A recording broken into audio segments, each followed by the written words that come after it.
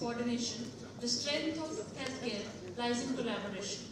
When knowledge, compassion, and innovation come together, we don't just treat illnesses, we transform lives.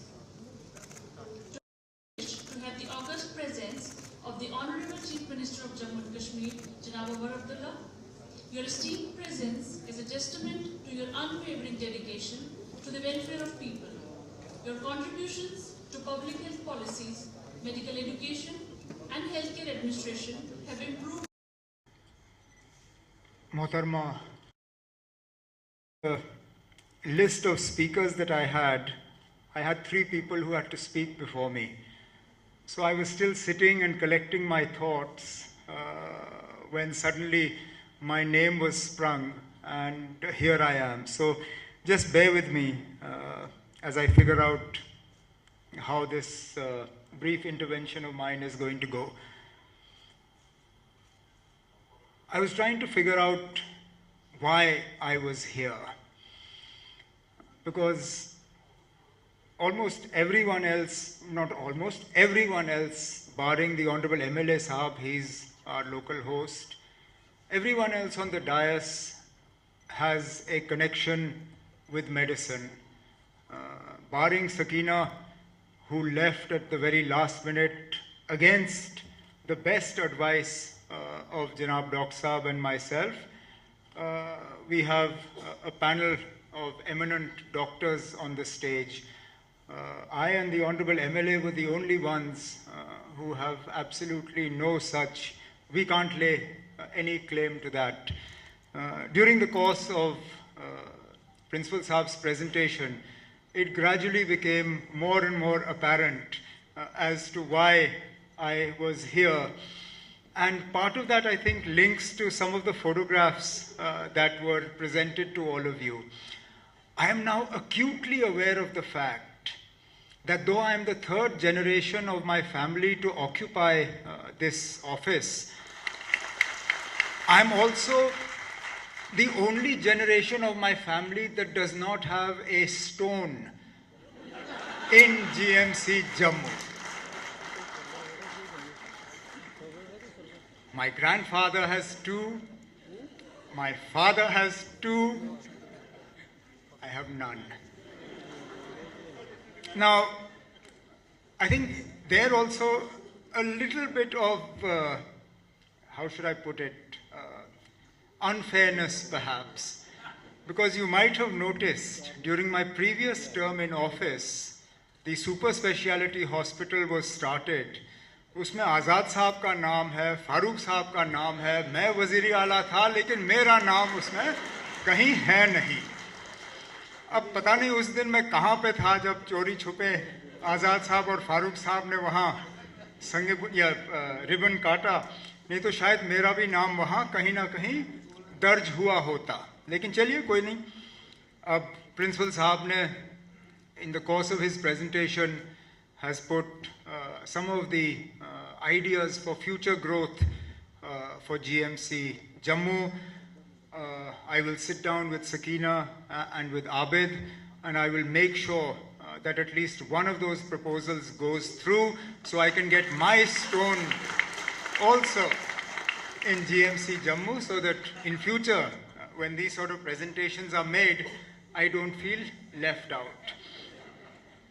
Now we come to Medicon Jammu, first of its kind in J&K, but as we have been told, first of its kind perhaps in the country, that a state or a regional medical council has thought of organizing an event like this.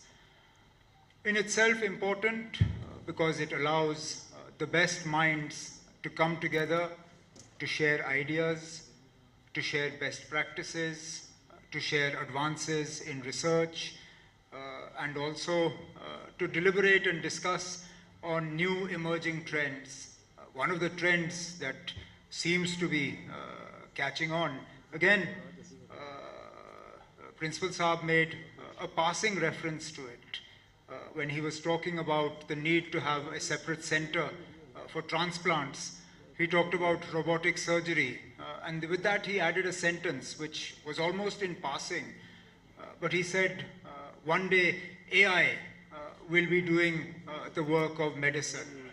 And honestly, I can't imagine a more scary prospect than completely putting my life in the hand of a machine.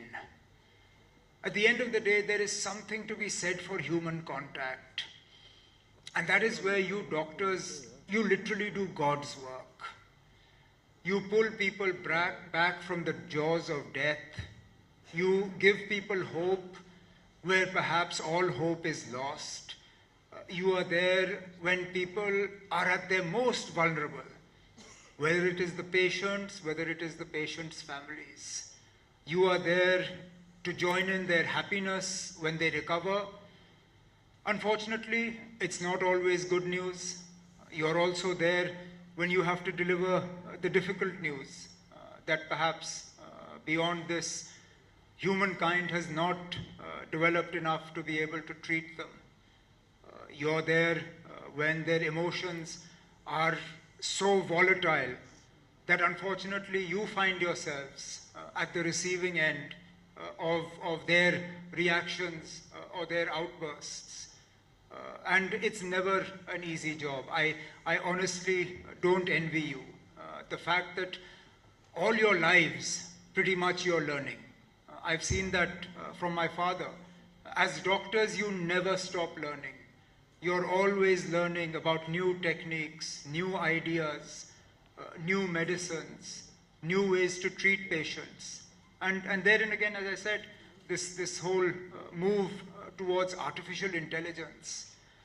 How can a machine replace for me the human emotion that comes from a doctor telling me what my diagnosis is, or what my prognosis is, or how my family member will do? I've had occasion, both for myself or for members of the family, to have to go to hospital. And truly, we hold on to every single word that doctors tell us, every single little bit of hope. And so, like I said, Medicon 2025 in J&K will talk about a whole lot of things, but I also hope that some of the more futuristic advances that Principal Saab alluded to will also form part of our discussions. How much technology is a good thing? How much human contact can be replaced with technology? I'm sure there are many things that machines do better, but there are some things that human beings will always do better than machines. So where does one draw the line? In terms of ethics in medicine, is there ever a point where too much ethic is a bad thing?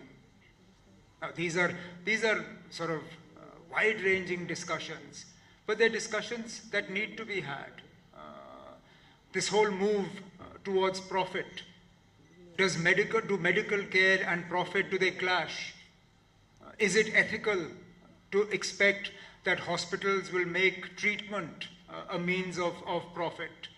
These are ethical questions that doctors always face. Doctors that go into big corporate private hospitals where they're given targets not so much according to how many patients they treat, how much revenue they generate for the hospital. So a patient will go in with a headache and find themselves x-rayed for their ankles simply because they have to do a certain number of tests to meet targets. So there are all sorts of debates and discussions that go around the subjects that Medicon is going to touch upon. And the good thing is that you've also involved the students with the SRDC. I understand that 11 credits are going to be given to participants in this Medicon as well. That in itself will drive greater involvement and greater enthusiasm on the part of those who have to learn. For me and for Sakina, for Abed, our challenge is to make healthcare more easily accessible.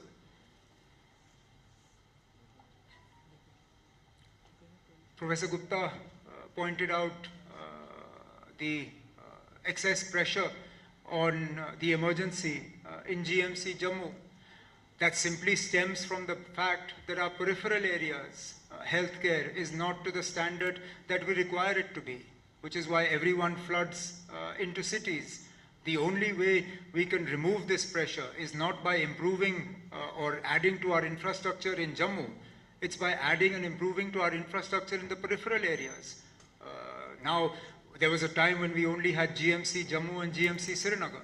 Now we have GMCs at the district level.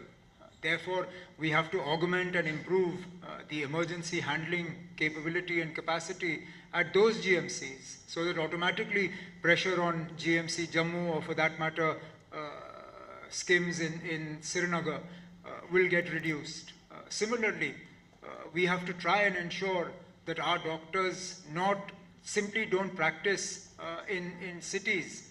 I know it's not a popular thing for me to say, but at the end of the day, our rural areas also deserve some amount of health care, some amount of access to medicine and medical facilities.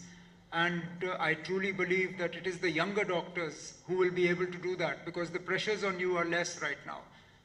And by that I mean the pressures of having a family, children's education, and things like that.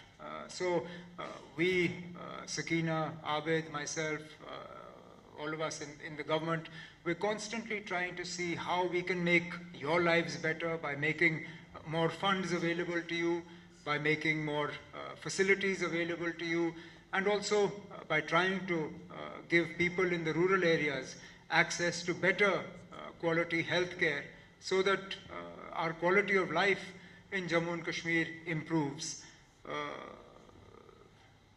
The sort of request that Professor Gupta Saab put in about age limit augmentation, it's something we did last time.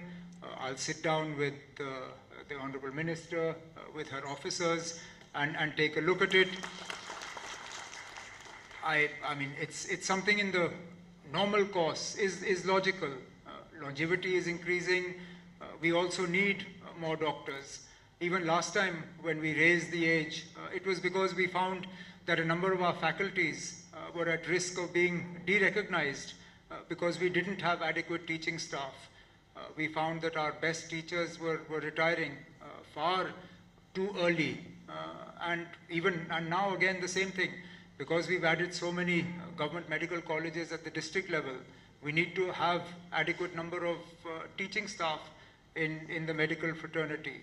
So therefore, we will sit down, we'll take a look at it, and I'm sure we'll be able to find some way forward on this, but with the expectation that J&K Medicon will sit down, deliberate, and sort of make use of this opportunity. I look forward to coming back again to GMC Jammu, to being amongst all of you, perhaps at that time with my name on a stone, but I wish you all the best. Thank you all very much.